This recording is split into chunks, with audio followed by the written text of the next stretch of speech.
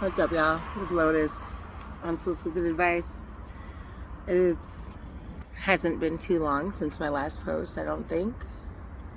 I just guess I had some things in my mind, kind of. I've got some stuff going on.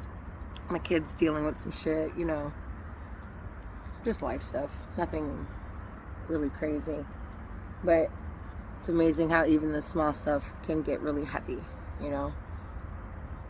I didn't realize, and I'll be 40 next year, but I didn't realize my codependency habits. I didn't realize, especially since I've done certain work on myself in the last few years, where I try to take more time out from, I hang out with people and I be around people, but I try to do things by myself.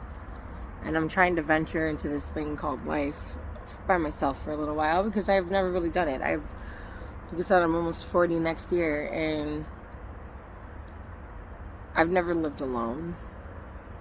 I've never gone on a all-girls vacation trip. I've never gone on a vacation trip by myself. The first time I was really ever by myself was when things got really rough a couple years back.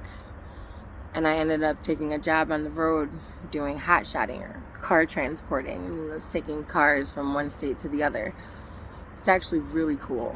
It's fucking terrifying. Excuse my French. But it teaches you something that everybody had always talked to me about, and I never quite got it. Because, in my head, the whole point in life, depending on, I guess, who you are, was to find someone to grow old with, to have this crazy partner in crime and this big all-time love. But nobody bothers to try and tell you until you're already conditioned to certain shit or used to certain things, rather, is that first big love is supposed to be with you. It's supposed to be with yourself.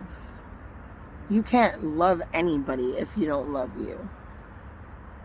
And I'm to the point in my life where it's if I notice people are struggling, I give them space when they need space. It's one thing. Some of us, we got to do shit by ourselves. That's just how the fuck it goes, right? Excuse my language, I'm sorry.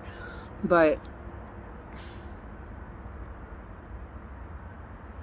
sometimes there's other people in the world, and it's they don't want to see it any other way. Their idea is what it's going to be, and they're supposed to be with somebody or the person they have in mind. Everyone's got an idea, and then we get attached to these ideal outcomes. And then when it doesn't happen, it's oh my God, the world's over. It hurts. It sucks. It fucking sucks. And when you have to break yourself down to rebuild yourself up because you've been living in a bad mental state of mind for me, it was the better part of 15 to 20 years, honestly. And then one day it was like something fell out of the sky, hit me in the head, and I had to change everything. I was just so tired of myself. I was tired of being needy. I was tired of never feeling okay or good enough. I was just sick and tired of it.